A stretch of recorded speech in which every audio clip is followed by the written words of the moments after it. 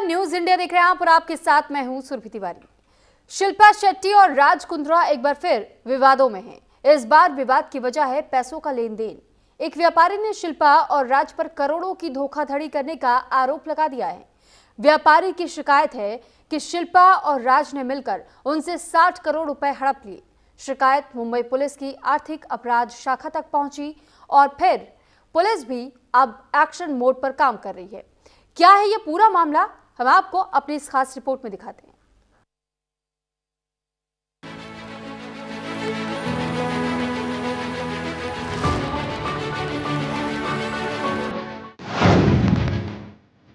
शिल्पा शेट्टी और राज कुंद्रा की फिर बढ़ी मुश्किलें। 60 करोड़ की धोखाधड़ी पर ईओडब्ल्यू ने दर्ज किया केस। लुकआउट नोटिस जारी, अब एक्शन की बारी।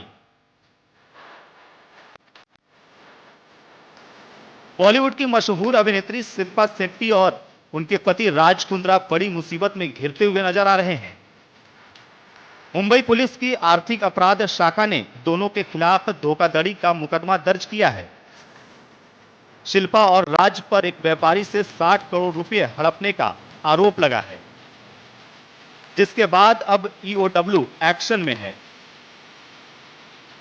पुलिस ने शिल्पा शेट्टी और राज कुंद्रा के खिलाफ लुकआउट सर्कुलर जारी किया है। मतलब अब इन दोनों को हर हाल में ईओडब्ल्यू के सामने पेश होना होगा। बॉलीवुड अभिनेत्री शिल्पा शेट्टी और उनके पति राज कुंद्रा के खिलाफ 60 करोड़ रुपए के धोखाधड़ी का मामला सामने आया है। व्यापारी हैं दीपक कोठारी, उन्होंने ये आरोप लगाया है कि शिल्पा शेट्टी और उनके पति ने 60 करोड़ रुपए उनसे बिजनेस के लिए लिए थे, लेकिन उन्होंने ये पैसे निजी खर्चे में खर्च कर दिए हैं।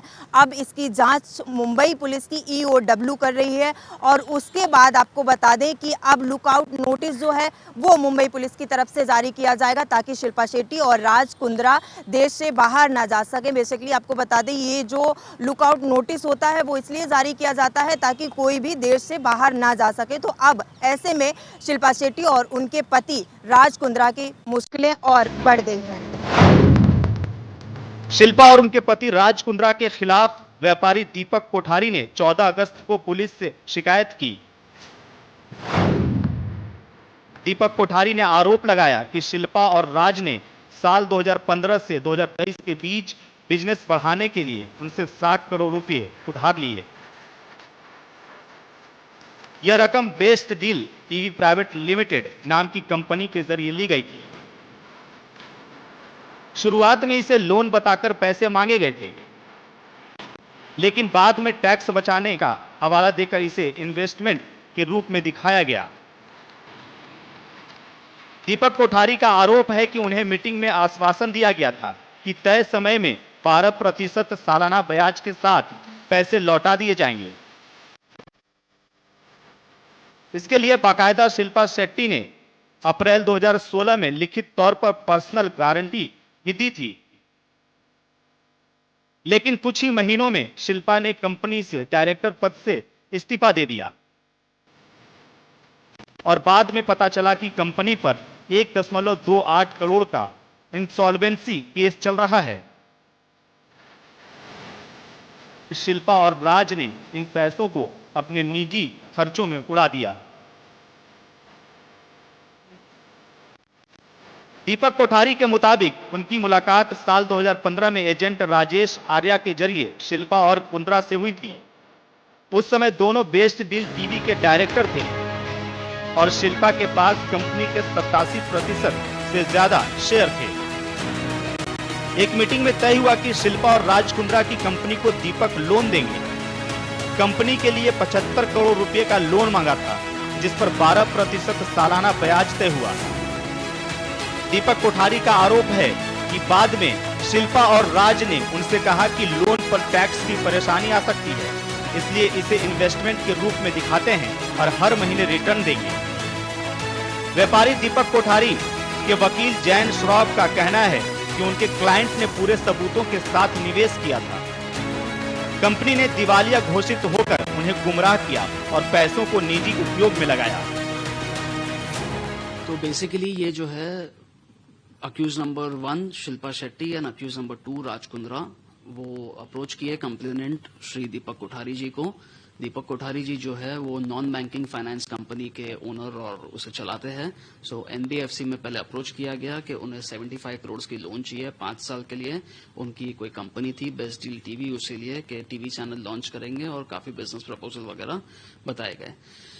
और 12% जो है वो ब्याज का दर वो अग्रीड किया गया था पार्टियों के बीच में। और उसके बाद जो है पूरा ये क्रिमिनल कॉन्स्पिरेसी के तहत एक नया प्लैंक लाया गया जब लोन प्रोसेसिंग चालू था कि अगर आप हमें लोन देंगे तो ये जो हम आपको ब्याज देंगे वो ब्याज पे आपको 30% टैक्स भरना पड़ेगा, और यदि हम इसको इन्वेस्टमेंट दिखाए कोई पर्पस से तो आपको इस पर इन्वेस्टमेंट पे लॉन्ग टर्म कैपिटल गेन लगेगा, जो टैक्स का दर कम होता है तो आपका इसमें मुनाफा होगा, प्लस हमें भी इसमें फायदा होगा बिकॉज हमारे को इंटरनल पर्सनल रीजंस है, टैक्स पर्पसेस है और कुछ लोन पर्पसेस है जिसके वजह से हमको लोन इतनी हमारी बुक्स पर नहीं दिखानी है, तो हमारा भी काम होगा। और आप बिल्कुल चिंता ना करें, हम आपको पैसे रिटर्न करेंगे आने पाए सिक्के, हमारी जिम्मेदारी है। ऐसा पूरा उनको रिप्रेजेंटेशंस दिए गए। हालांकि ये इसमें कोई कह सकता है जैसे इंग्लिश में कहते हैं he said she said, but this is इसमें ही सेड शी सेड के अलावा ये सारा डॉक्यूमेंट किया गया। जब शेयर सब्सक्रिप्शन अग्रीमेंट बना तो उसमें लिखा गया कि ये शेयर्स वापस खरीदे जाएंगे इन दोनों के तहत।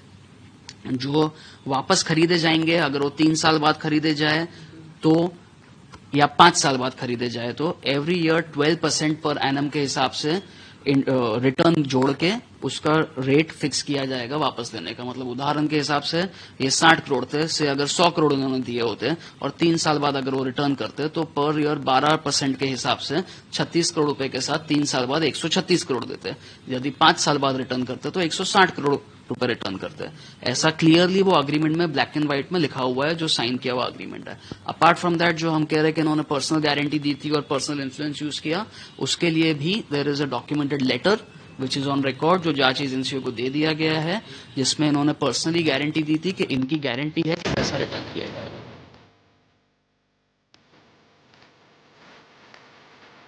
हालांकि शिल्पा शेट्टी के वकील प्रशांत पाटिल ने आरोपों को बेबुनियाद बताया।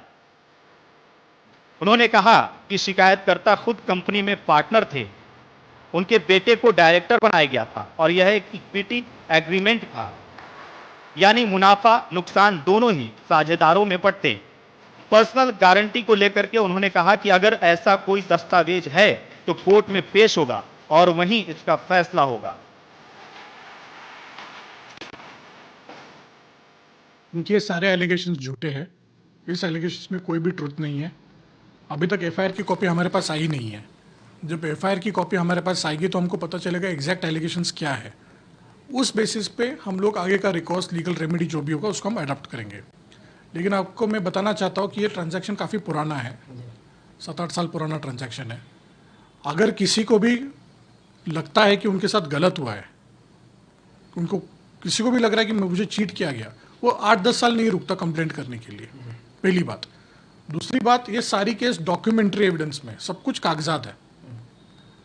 क्या वो इन्वेस्टमेंट था, वो इक्विटी एग्रीमेंट था, सब कुछ हमारे पास प्रूफ है। आज तक वो प्रूफ जमा करके रखे हुए। ये केस एनसीएलटी मुंबई के सामने चला जिसमें कंप्लेनेंट नहीं आए। एनसीएलटी मुंबई में अक्टूबर 2024 में इस केस में ऑर्डर हो चुका है। हमारे देश का कानून बहुत क्लियर है। एक बार आईबीसी प्रोसीडिंग्स में कुछ ऑर्डर होती है तो it has a overriding effect over any other law. मतलब कोई और प्रोसीडिंग्स इसमें हो नहीं सकती। अब मेरा कहने का ये मतलब है, अगर किसी को कुछ ऑब्जेक्शंस है वो अपना एविडेंस लेके इकोनॉमिक ऑफेंस विंग्स चला जाए। हमको इकोनॉमिक ऑफेंस विंग के इंडिपेंडेंस पे और फेयरनेस पे पूरा भरोसा है। हम लोग भी, हमारा जो डिफेंस है, हमारे पास जो सच्चाई है, वो हम लोग इन्वेस्टिगेटिंग एजेंसीज के सामने रखेंगे और सच्चाई बाहर आएगी। दूध का दूध, पानी का पानी। देखिए, उनका जो कहना है वो जाने, उसके ऊपर मैं कुछ नहीं बोल सकता। मैं मेरे क्लाइंट्स का जो इंस्ट्रक्शन है वो बता सकता हूँ। मेरे क्लाइंट्स ने भी खुद का घर गिरवी रख के पैसे इस कंपनी में डाले हुए। पैसे कंपनी में गए, पैसे क्लाइंट ने नहीं लिए। शिल्पा शेट्टी जी ने और राज कुंद्रा जी ने पैसे नहीं लिए। पैसे एक कंपनी में इन्वेस्टमेंट हुई है जिसमें हमारा भी पैसा लगा हुआ है। अब कंपनी में अगर प्रॉफिट हो गया तो शायद ये दिन नहीं आते। उसमें लॉस हो गया तो उसको क्रिमिनलिटी नहीं बोल सकते। इसलिए मैं कहना चाहूँगा कि हम ऑनरेबल कोर्ट के ऑर्डर के लिए रुकते हैं। एक बार एफआईआर की कॉपी आएगी तो हम लोग ये सब कुछ इन्वेस्टिगेटिंग एजेंसी के सामने रखेंगे। हमको पूरा भरोसा है कि हमको जस्टिस मिलेगा। पहले यह मामला जुहू पुलिस स्टेशन में धोखाधड़ी और जालसाजी के तहत दर्ज हुआ था, लेकिन रकम 10 करोड़ से ज्यादा थी, इसलिए जांच ईओडब्ल्यू को सौंप दी गई। ईओडब्ल्यू इस केस की जांच कर रही है। धोखाधड़ी की इस शिकायत को मुंबई पुलिस की आर्थिक अपराध शाखा ने पूरी गंभीरता से लिया है। पुलिस ने न सिर्फ शिल्पा और राज को लुकआउट नोटिस जारी किया है, बल्कि उनका ट्रैवल लॉग भी खंगाला जा रहा है। इसके साथ ही पुलिस ने उस ऑडिटर को भी पूछताछ के लिए बुलाया है